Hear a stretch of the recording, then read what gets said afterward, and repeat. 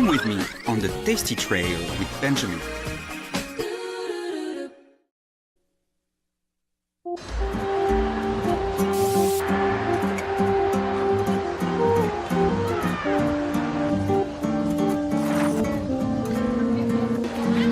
Chegou, sorriu, venceu, depois chorou, então fui eu. Quem consolou sua tristeza, na certeza de que o amor tem dessas fases mais. E é bom para fazer as pazes, mas depois... Hello and welcome to Jeonju, the capital of the North Jeolla Province. You know, Jeonju is a beautiful place, just like this one, which is the Jeonju, or the Confucian Shrine of Jeonju. Jeonju is the hometown of the last dynasty kings, the Yi family. That's not why we came to Jeonju. We came here because it's the capital of the Bibimbap, and Bibimbap is a very famous Korean dish of mixed rice with vegetables. So, we are going to discover that and much more together. Come with me.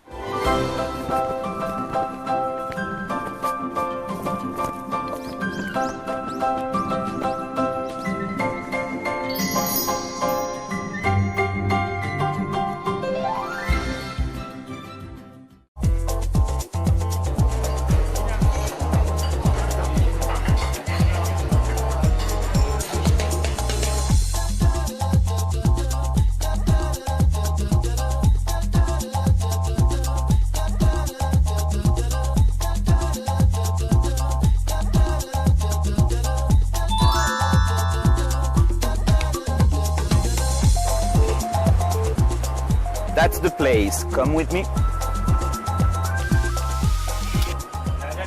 Yeah, sure. Do you know what Michael Jackson, Gwyneth Paltrow, Paris Hilton, Pierre Gagnère have in common? The bibimbap, the mixed rice with vegetable and meat dish, which is so popular in Korea and now around the world. What is it? Here you have everything. Look, this is wonderful. This is the map of Korea. You have here all the ingredients, the rice and a lot of different vegetables with some meat. Here it is some beef mixed together. That's the spirit of the bibim culture or the mixing culture of the bibimbap. Of course, I know the bibimbap, you know, in Seoul we have a lot, but this is Jeonju, this is the mecca of bibimbap. So I really wonder how it is different and how they serve it. So I'm really excited. So now it's my turn to enjoy the bibimbap, the Jeonju bibimbap. Look at that. It's so beautiful that in the area of Jeonju we call it hwaban, which means the flower rice. It's as beautiful as a blooming flower. So it's a lot of different namul or seasoned vegetables with other ingredients like meat. Today it's beef.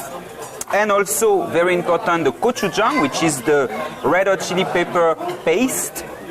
We put also some of the chamgireum, which is the sesame oil for seasoning, and you mix well. So let's start it. Look at the center, you have a raw egg. We are going to mix with the rice. You know what's the signification of bibimbap? It comes from the verb bibida, which means a lot of things in Korean. Basically, bibida, this is something like that, but it became also this action of mixing together by rubbing. So this is the pap or rice that you rub with other ingredients. And when it's well mixed, then you can enjoy it.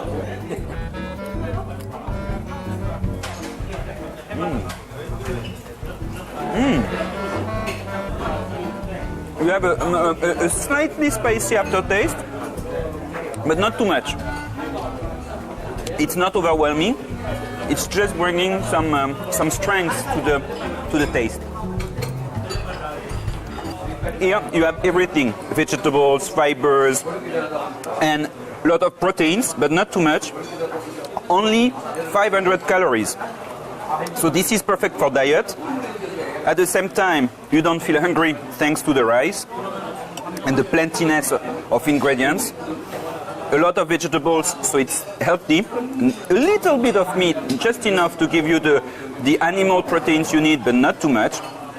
That's why, stars like Nicolas Cage or Paris Hilton, Gwyneth Paltrow have been recently fans of the bibimbap all around the world.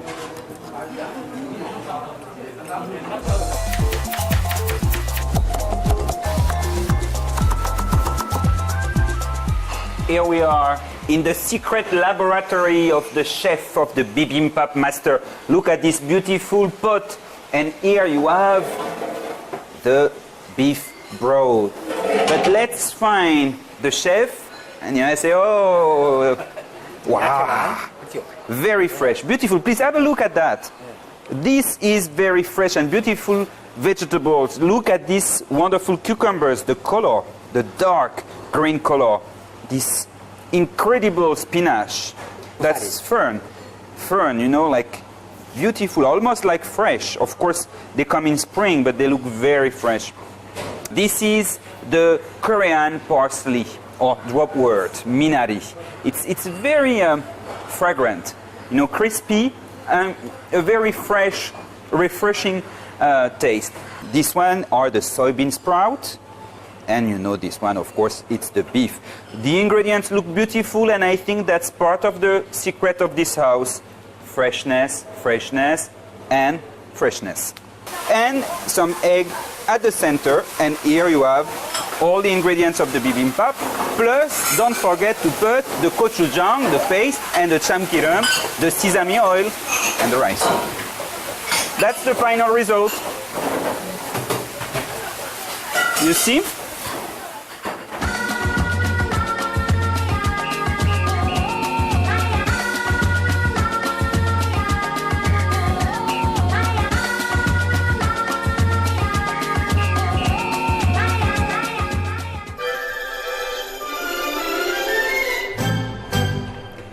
So here I am in the Bibimbap Museum, and that's a good place to try to explain or find out the origin of the bibimbap.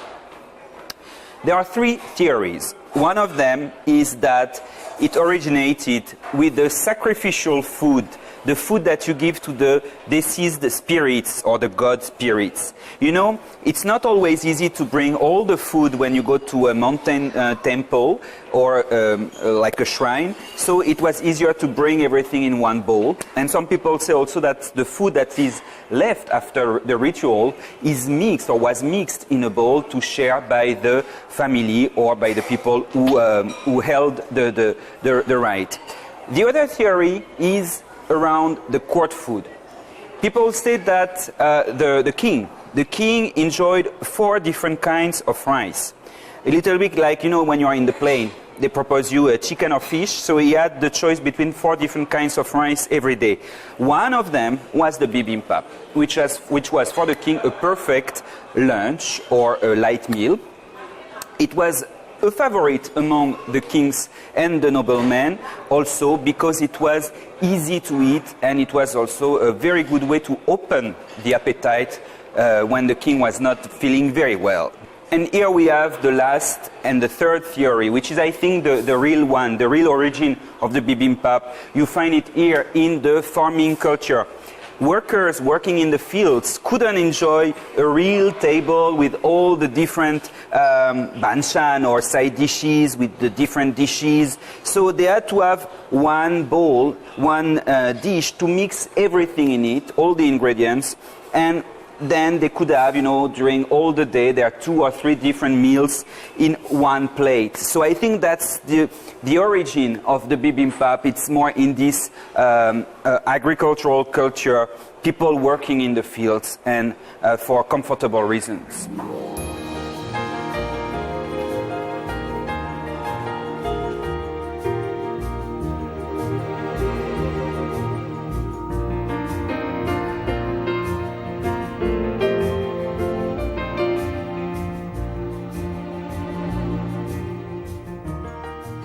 Food is culture and culture is food, and with the bibimbap it's even more obvious. In the bibimbap, you have this obangsek theory, the theory of the 4 different directions and colors that you can find very well in this reproduction. You see the different colors, the 5 basic colors of the traditional Taoist theory are found in the bibimbap. This is the basic of the aesthetics, the Korean aesthetics. And you know, I think with the bibimbap, you have the whole spirit of Korean culture, at least the spirit of the bibim culture, the culture of the mixing. What does it mean? You know, you can mix different elements, but the result should be harmonious. So this is the spirit of the harmony and balance through the mixing of different varied ingredients or elements. So it's not only in the bibimbap that you can find this bibim culture spirit. You can find it, for example, in the beautiful pojagi, you know, the patchwork, the Korean patchwork, mixing a lot of different clothes together to make a unique, beautiful piece of clothes. And that's the spirit of the bibim also, we could say.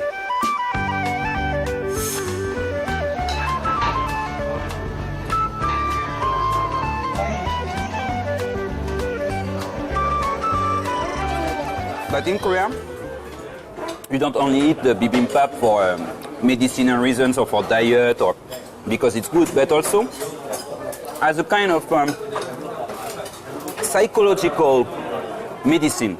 Have you seen in many dramas in Korea when the girl, you know, has broken with her boyfriend, she takes everything which is in the fridge, leftovers or the side dishes, and she mixes everything with her eyes, you know, like while crying, woo, and eating the bibimbap as if it was going to, not to bring her love, but at least to comfort her. But it's also the fact of mixing, you know, like, which makes maybe like more relaxed. Okay, so that is the anti-stress effect of the bibimbap, which I couldn't really expect, but that's quite interesting.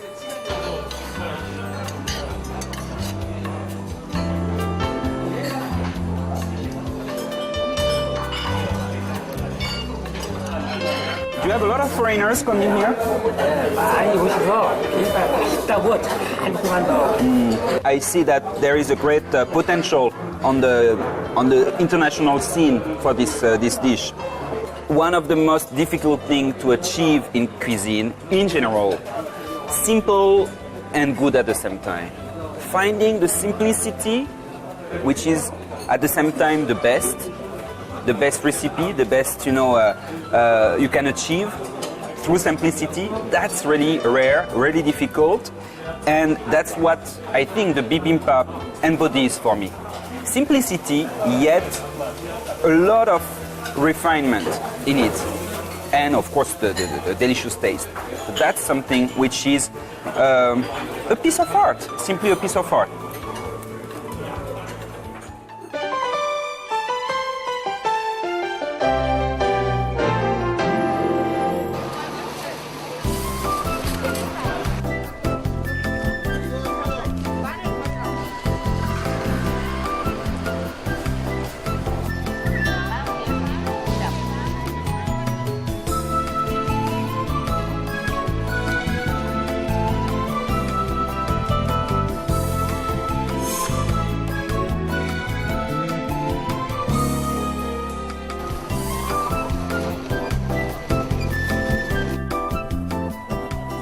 We are in the Nambu market, and especially in the part called the Namul Sijang.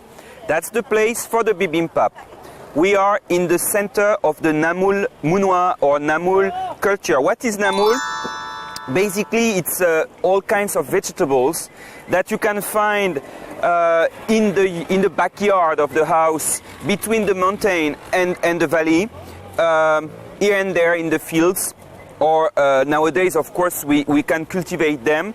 And the word Namul is also used to describe the varied season vegetables that we find on the Korean table as side dishes and in the bibimbap.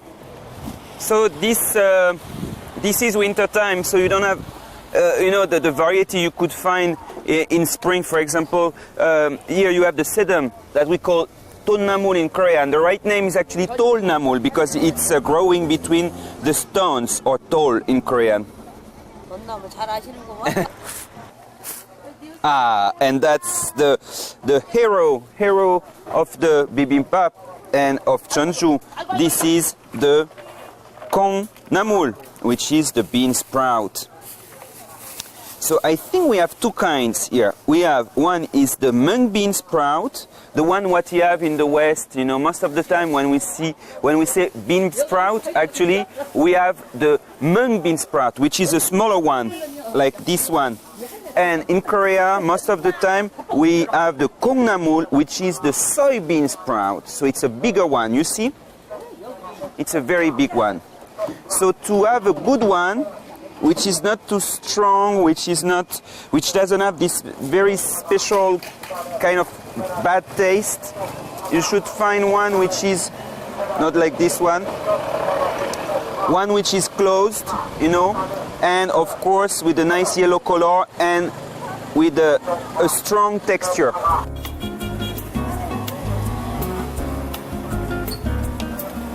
So you see here we are in the heart of the Namul culture. Namul culture is very important in Korea, especially in the past. It was the center of the diet, and it was also very important because during the winter time it was one of the main sources of vitamins. We used to pick the Namul or the wild vegetables in spring and in summer, dry them and keep them like that for the winter. So it was a way to go over the winter to the next spring. It was a kind of bridge, a dietary bridge between fall and spring. It's very important to find ways to survive. So the kimchi was one of them, the kimjang, you know, the winter kimchi. Another one was all the dried wild vegetables or dried namul. So this is the pangatgan, which is the meal where you can grind and roast. I mean, they can grind and roast for you the seeds, the red hot chili pepper, and they can make for you the sesame oil. So that's the sesame oil. Here you have the sesame seeds, the yellow and the black ones, and the oil. So let's go inside because I can smell that they are roasting the sesame seeds now. 안녕하십니까? 안녕하세요. Oh, that's exactly, you know, look at that. That's the roasting. Roasting the sesame. I mean, it came from probably Africa and India through China, through the Han China in Korea, and it has been used for at least 2,000 years, and it's a very important ingredient in Korean food. First, it's a wonderful taste exhauster, natural. It brings out the flavor of the other condiments and of the vegetables. It's very important when you make the namul. So that's a very important point. Second, it's very good for health. You know that in sesame oil, you have 80% of non-saturated fat oil. So it's actually good for the cholesterol, to fight the cholesterol.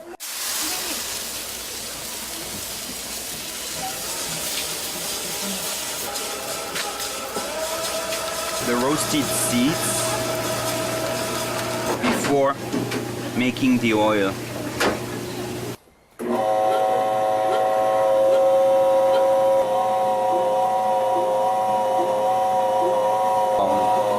That's a beautiful color.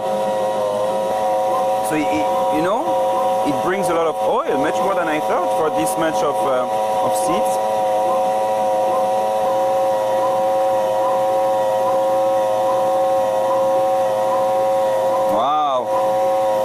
I wish you were here with me to feel the smell right away.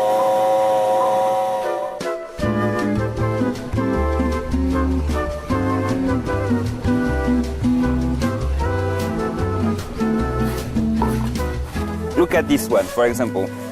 That's the bottle they are going to give you. At the end, you know, you have to look, to mix it a little bit and to look at it through the light. You know, it's a beautiful caramel, pumpkin, dark pumpkin color. You cannot smell it. That's too bad. But you know, like this kind of flavor. 찍어 잡소시로. Ah, 그래요? Oh, that's a treat. I can try it. He says. You know, that's something you won't find in your supermarket, even the best quality. 고소한 맛이. Oh, 맛있죠. 예. 향이 나는 거예요. 고소한 향이. Yeah, that's very important. There is no secret in food, you know. If you want to have good food, you have to have good, fresh, the best ingredients possible. And sesame oil is one of the most important in Korean cuisine. As I said, you put a little bit of sesame oil almost everywhere. Is in the namul when you do the vegetables, seasoning them. So that's one of the most important ingredients.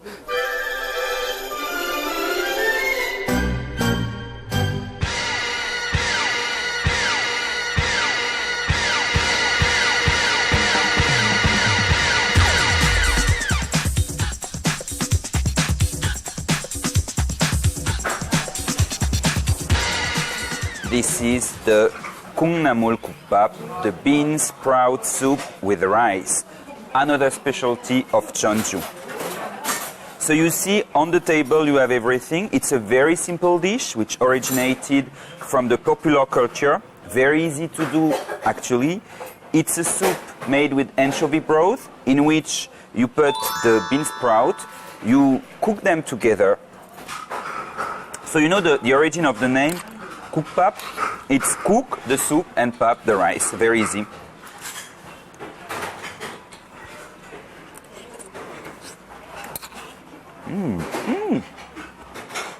Very clear. You know, in Jeonju you have two kinds of Kungnamul Kupap. One is like this one, clear, and another one is with the eggs beaten inside of the soup.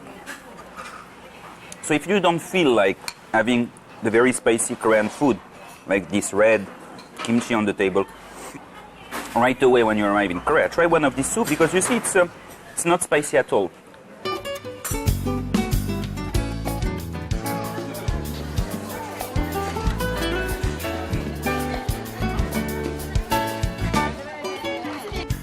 You know, it's quite interesting because in other countries, especially in the West, we don't eat these bean sprouts. We are used to eat the mung beans actually, smaller ones. And Korea is one of the few countries which have the soybean sprouts as a dish. And there is a kind of scientific reason for that. Actually, you know that in the beans, in the soybeans, you don't have any vitamin C. But as a sprout, you have a lot, which is produced during the germination. Actually, in one bowl, not this much, half of it, let's say, in one plate of soybean sprout, you have half of the daily ration of vitamin C you need. Yeah, I've heard that there is a lot of asparagine, which is an amino acid, which helps to control your metabolism before or after having alcohol. So it's very effective against the hangover. That's why you have always the kungnamul bean sprouts in the soups that we have with, like for example, the haejanguk, which are the soups we have after alcohol.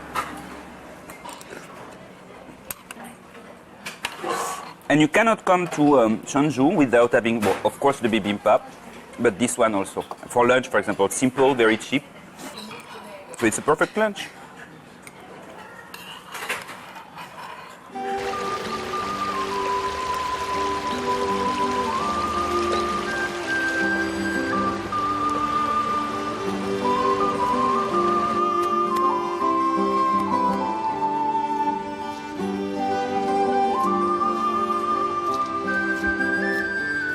So, did you enjoy our tasty trail of bibimbap in Jeonju City? Well, actually, I did a lot. And I did like it also, you know, going around in the old streets of this beautiful city.